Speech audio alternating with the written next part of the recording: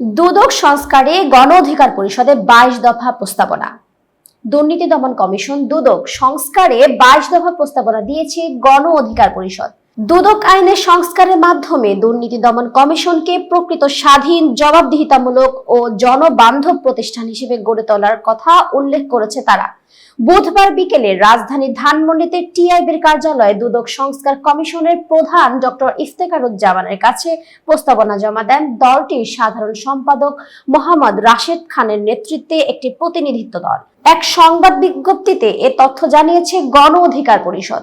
গণ অধিকার পরিষদের 22 দফা প্রস্তাবনার মাধ্যমে উল্লেখযোগ্য বিসিএস এ দুদকের জন্য স্বতন্ত্র ক্যাডার চালু করা, প্রতিটি জেলায় দুদকের নিজস্ব কার্যালয় স্থাপন করা, দুদকের নিজস্ব বাহিনীর মাধ্যমে দুর্নীতি নির্মূলে নিয়মিত অভিযান পরিচালনা করা ও দুর্নীতিবাজদের গ্রেপ্তার করা।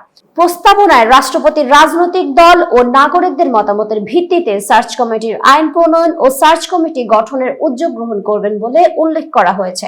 সার্চ কমিটি দুদকের চেয়ারম্যান ও কমিশনারদের সদস্য সংখ্যার দ্বিগুণ নাম চূড়ান্ত করে গণমাধ্যমে প্রচার ও গণশুনানির মাধ্যমে নাম চূড়ান্ত করবেন। রাষ্ট্রপতি এসব নাম থেকে চেয়ারম্যান ও কমিশনার নিয়োগ করবেন। দুদকের সচিবও সার্চ কমিটির প্রক্রিয়ার মাধ্যমে নিয়োগপ্রাপ্ত হবেন।